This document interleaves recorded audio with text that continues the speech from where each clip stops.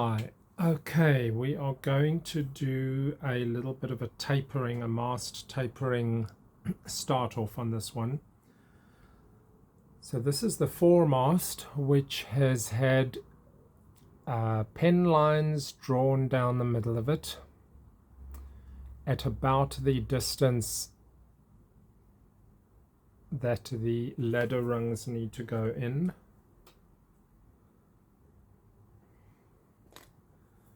And on the opposite side I drew a pen line to try and gauge how accurately my exit lines for those drills come out. So 2 drill exits per time, and it's not too bad, and it gives me that space to get the super glue in, which I have done on this one. So the super glue is now in on those, and those should be pretty good.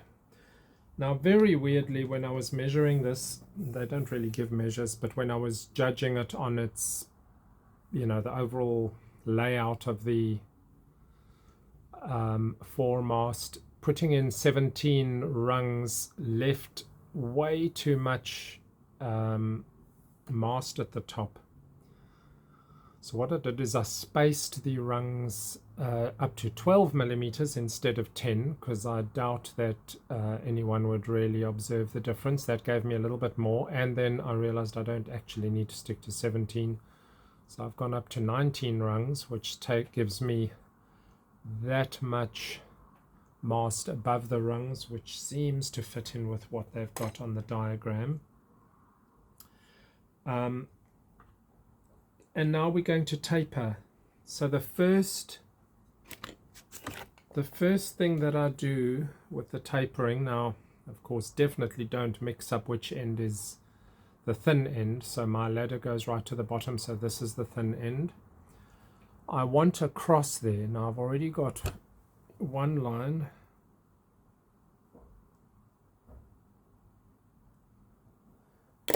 And now I have the cross. And the reason for that is so that I can judge how much I've taken off and that my center is remaining the center.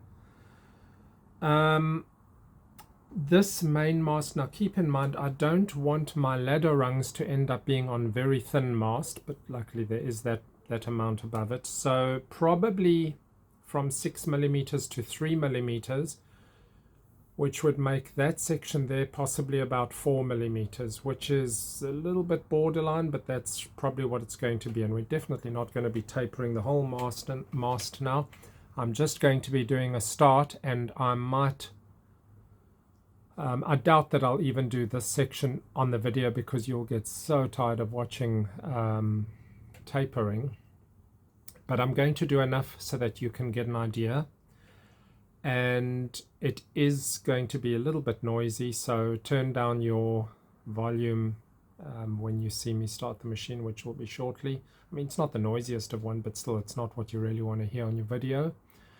And I might talk a little bit in between, but really there's not much to check, so I'll occasionally just be checking how much I've taken off there and carrying on with the sanding down. Okay, let's pause this and get to the okay, turn down your volume a bit.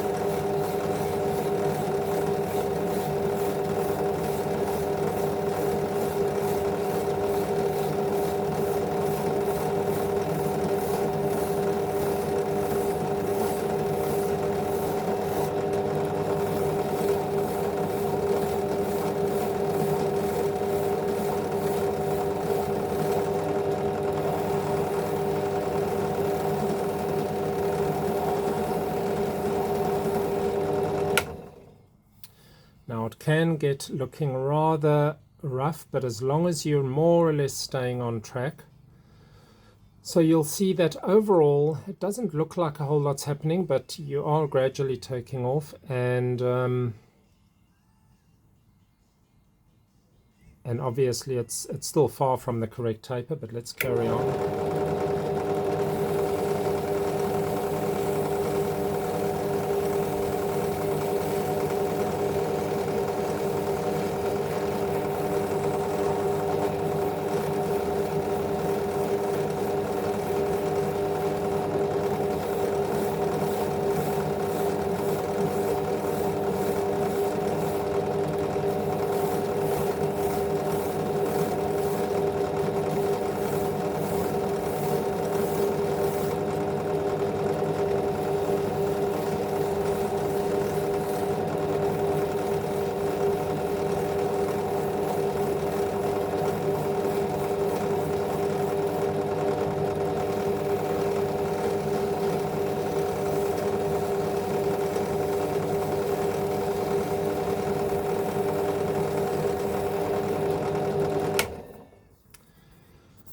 Okay, let me just press pause.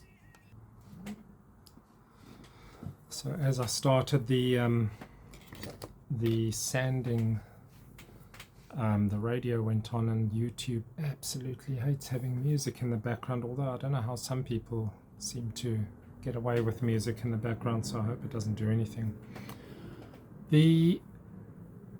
So the first part of the process is to get the more or less what you want as the correct end thickness, which I could go a little bit less than that, but that's more or less what I want. And then I would say sort of starting to get this first third right down, because that's where most of your wood loss is going to be. And then while you're about it, you can just gradually also just take off a bit there. In this first third, you're actually hardly taking off much, but with the amount of sanding that you're going to be doing, eventually you take off the required amount there. So you hardly need to focus on that. That's sort of secondary and somewhat easy, and this part will follow what happens there. So you're really focusing on this first third, and you can get the idea. There's this tendency to get this easy to get that, and then a slightly easier to do it there, and so you end up with this curvature.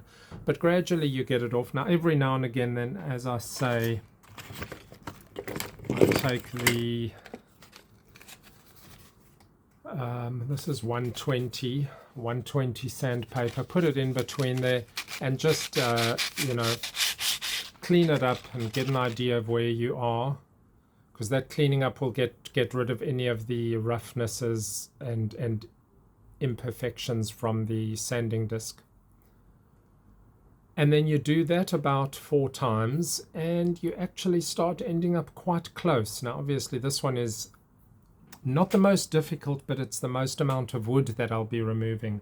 The other rod is by far the most difficult, because with a rod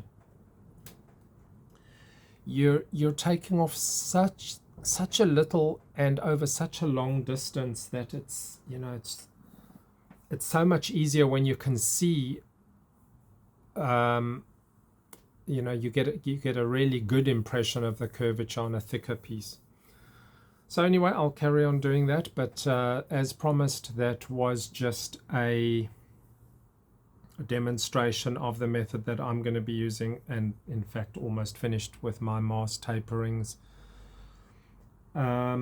which is not at all what I thought was going to happen with the mast taperings, and in the end I just had to abandon my sliding machine and do it this way.